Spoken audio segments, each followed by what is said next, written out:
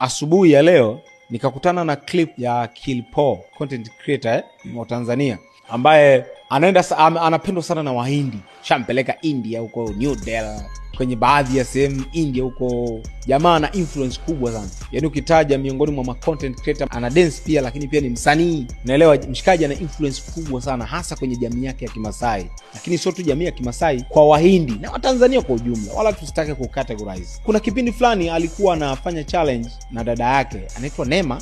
Walikuwa wanafanya challenge sana mitandaoni.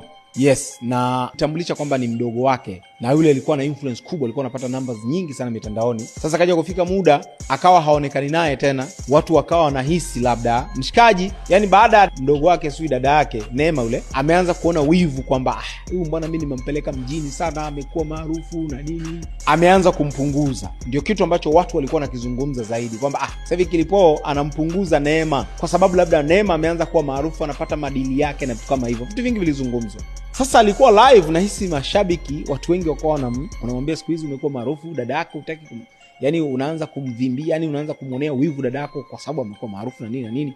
So mshikaji amekuja ameongea vitu vingi sana kuhusiana na dada yake, na mimi kilichonishangaza ni namna yule ni dada yake, lakini namna mshikaji anavyomzungumzia yule mdogo wake sio dada yake Neema.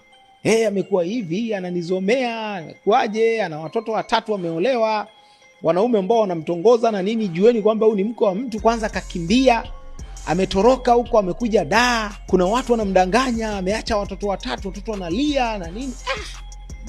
Nikawa naangalia ile clip nikasema man, lakini jamaa mbona anafanya hivi vitu? Unajua kuna vitu vikifanywa na mtu mwanaume mwenyewe unabaki umedua, why anafanya hivi? Unajua, lakini mwisho wa siku nikafikiria kwa upande wa pili, kwa sababu watu wanamwataki mitandaoni kwamba ameanza kumpunguza dada yake kwa sababu dada yake naye kawa maarufu, anapata madini. Inawezekana mshikaji anaona wivu. So nasema inawezekana kwa namna moja ama nyingine anajaribu kuclarify kwenye jamii kwamba sio kwamba anamuonea wivu, watu ndio wanazungumza kwamba jamaa anamuonea wivu kwa sababu dada yake au mdogo wake amekuwa maarufu zaidi. Mimi nataka umsikilize Kilpo kidogo, msikilize anachozungumza, then na wewe una uwezo wa kuweka comment yako, kwa sababu hata mimi niisha kukutana na zile comments za vile. Kwa kama wewe uko mna mahusiano na Neema ni mke wa mtu, ana watoto 3 na mume wake yupo hai. Alitoroka kwanza kwa nganganga.